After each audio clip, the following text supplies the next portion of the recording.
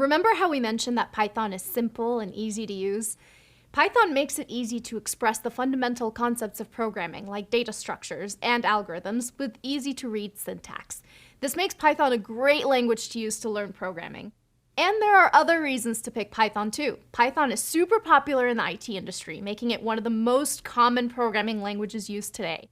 Python isn't new. Its first version was released by Guido van Rossum back in 1991. Since then, the community that develops it has grown and the language has advanced a lot. Whenever there's a significant change to the semantics or syntax of the language, a new major version is released.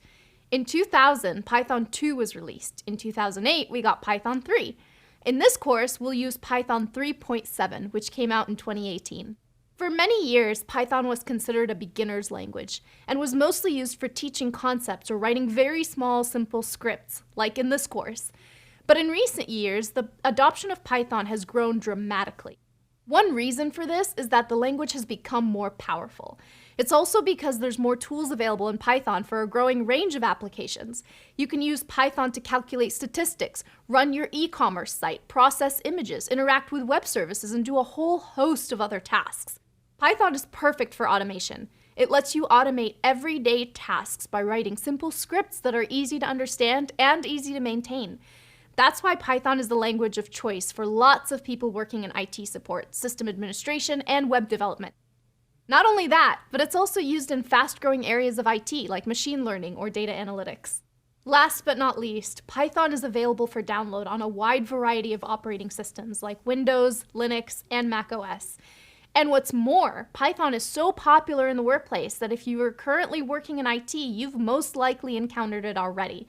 And if you're planning for a career in IT, chances are you'll interact with Python quite a bit. So, there's a whole lot of reasons for why Python is relevant to today's IT industry. A large part of programming is learning through trial and error and asking questions. So if at any point you get stuck, don't get discouraged. Making mistakes helps you improve. The more you see failure or broken code as an opportunity to learn, the quicker you'll master programming. I remember the first Python script I ever wrote. It took a lot of refactoring, debugging, and testing to get it to work. I relied on a lot of my teammates for help and mentorship and wound up spending more time on Stack Overflow than actually writing the code. Thankfully, you don't have to reinvent the wheel. There's almost always someone on the internet who's tried to do what you're doing and can help point you in the right direction when you're stuck. Sometimes it takes a village.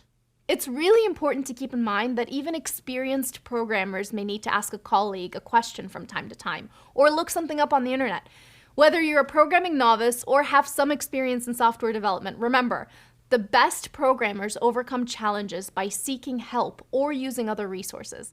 Once you've completed this program, you'll be well on your way to confidently programming in basic Python.